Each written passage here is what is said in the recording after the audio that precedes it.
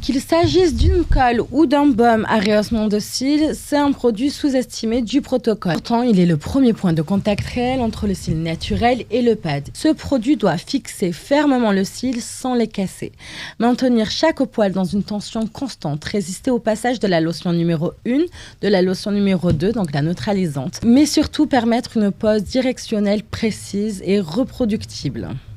Un mauvais fixateur entraîne des cils mal collés ou qui se décollent pendant le protocole, une courbure irrégulière des pointes torsadées et dans certains cas un résultat totalement asymétrique. La colle pour le lash lift est une colle à base d'eau conçue pour sécher rapidement à l'air libre. Elle est transparente, sans parfum, souvent conditionnée dans un tube flacon doseur, comme celui-ci de chez Chagrin. Donc, ses avantages, séchage rapide, pas trop idéal pour les techniciennes débutantes, permet une pose nette, poil par poil, offre une forte adhérence sur le cil raide et épais et très court. Ses limites et ses précautions. Sèche beaucoup trop vite si on entre dans une zone. Laisse peu de marge de repositionnement. Erreur de décollage obligatoire. Trop de colle, poil figé, voire recourbé. Trop de colle égale poil figé, voire recourbé de force, mauvaise plastie, moins confortable pour la cliente sensible. Donc, il est préconisé pour les cils courts, droits, rigides. La cliente aux cils fermes et denses, les techniciennes expérimentées, rapides à la gestuelle précise. Maintenant, passons au baume fixant. Également, ses limites et leurs atouts. Le baume ou pâte fixante est une solution plus récente. Sa texture est crémeuse, modulable, souvent enrichie d'agents hydratants, karité, ricin, panthénol. Il ne colle pas immédiatement, il crée une adhérence progressive qui facilite les ajustements. Alors, quels sont les avantages techniques? Très bonne souplesse de travail, repositionnement facile, idéal pour les cils longs, souples, fins, compatible également avec les zones fragiles. Les limites à connaître.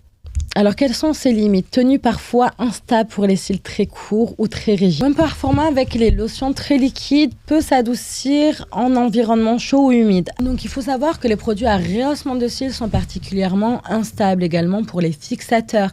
Il faut que vous puissiez les garder dans une zone non humide, de préférence dans des boîtes de conservation à l'abri de la chaleur et de l'humidité. Donc, le baume, je le préconiserais plutôt sur les cils longs ou fragiles, pour les clientes avec des yeux sensibles, mais surtout pour les débutantes. Donc, il faut savoir qu'on l'applique directement avec un pinceau.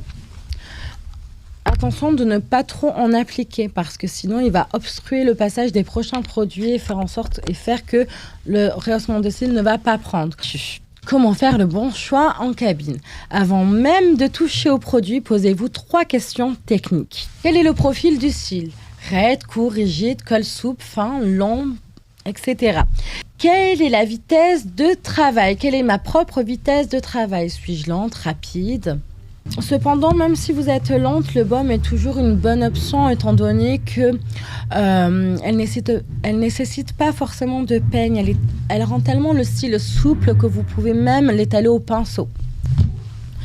Je préfère de loin et sur la durée le baume parce qu'il tourne moins vite. On a dit que la colle séchait très rapidement, mais également elle tourne très rapidement. À savoir que lorsque vous travaillez avec une colle, ce qui est compliqué, c'est qu'à force de l'ouvrir et de la fermer, vous allez faire entrer de l'air dans votre tube, ce qui va changer toute la composition de votre colle. Donc il faut savoir qu'il faut toujours les vérifier en amont pour pas vous retrouver en difficulté au moment de votre soin. Donc parfois il se peut que vous n'ayez pas de rehaussement de cils sur toute une semaine et que vous ayez un rendez-vous et que vous vous retrouvez au pied du mur. Donc on évite cela avec la colle. On fait très attention au moins d'en avoir une deuxième de secours parce que ce sont des colles qui sèchent très vite, même si elles sont à l'abri de la chaleur et de l'humidité, voire dans des boîtes de conservation. Donc ce que je préconise, c'est de soit en avoir une deuxième ou soit uniquement de travailler avec le baume. Le baume, justement, contrairement à la colle, n'a pas ce côté instable lorsqu'on vient l'ouvrir, ce qui ne sèche pas forcément rapidement.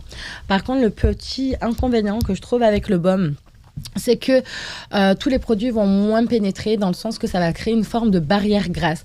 Donc lorsque vous travaillez avec le baume, il faut que vous puissiez justement doser le produit pour pas venir créer cette barrière, mais également retirer les excédents par la suite qui se retrouveraient sur le cil.